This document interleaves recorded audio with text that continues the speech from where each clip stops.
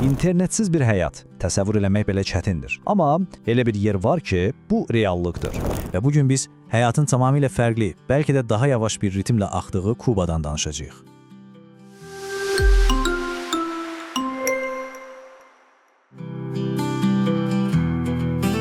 Səhər gözümüzü açırıq və ilk işimiz nə olur?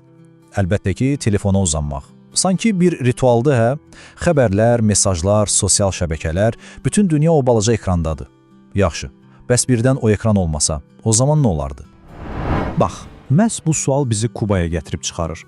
Təsəvvür edin ki, bütün bir ölkə, bütöv bir xalq bu gündəlik vərdişlərdən, bu rəqəmsal asılılıqdan kənarda yaşayır. Gəlin görək, internetin gündəlik həyatın bir parçası olmadığı bir yerdə həyat axı necədir? Yaxşı, gəldik əsas suala. Axı niyə Kuba dünyanın qalanından bu qədər geridə qalıb?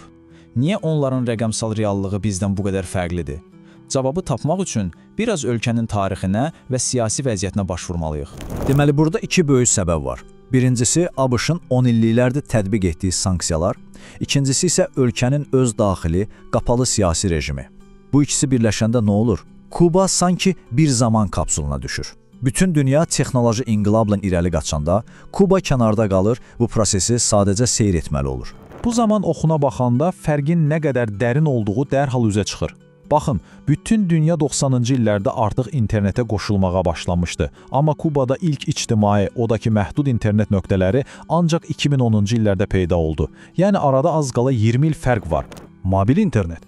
Hə, o isə lap heyrətamizdir. Bütün dünya 5G-yə hazırlaşdığı bir vaxtda 2018-ci ildə Kuba nəhayət ki mobil internetlə tanış olur. Bax, rəqəmsal uçurum deyilən şey tam olaraq budur. Yaxşı, tarixi siyasi səbəbləri anladıq, bəs bu gündəlik həyatda özünü necə göstərir? Yəni, sıradan bir Kubalı internetə girmək istəyəndə nə edir? Onu deyim ki, onların reallığı bizimkindən o qədər fərqlidir ki, bu proses sanki xüsusi bir rituala bənzəyir. Əvvəla bunu bilməliyik. Kubada internet tamamilə dövlətin nəzarətindədir, hər şey. Bu da o deməkdir ki, qaydaları da onlar qoyur. Və bu qaydalar həqiqətən də çox özünə məxsusdur. Kubada isə internet tamamilə fərqli bir anlayışdır. O, şəxsi deyil, ictimaidir.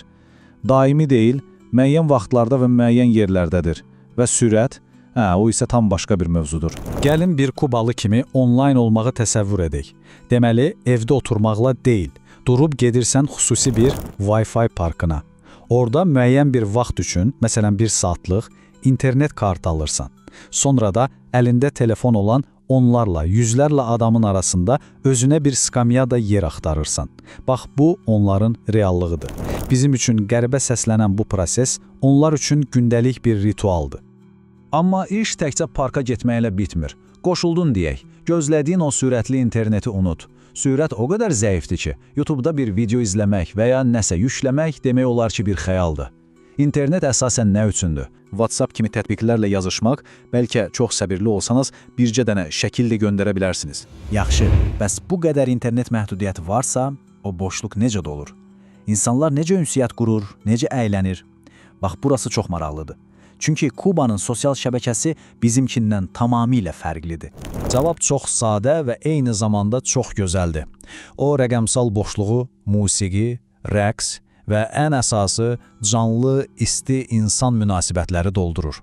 Deyə bilərik ki, onlar rəqəmsal əlaqəni real ünsiyyətlə əvəz ediblər. Bax, o boşluğu dolduran şeylər bunlardır.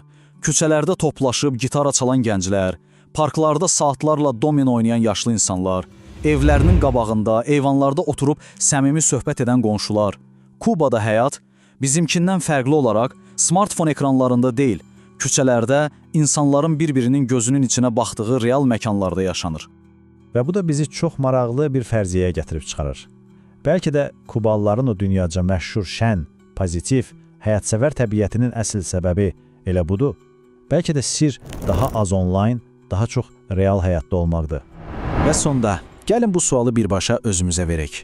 Düşünün, cəmi bircə gün internetsiz qalsanız, o boşluğu siz nə ilə doldurardınız? Bu təcrübənin sonunda özünüzü necə hiss edərdiniz? Daha azad, yoxsa daha çox narahat? Bəlkə də bu sualın cavabı elə hamımızı təəccübləndirəcək.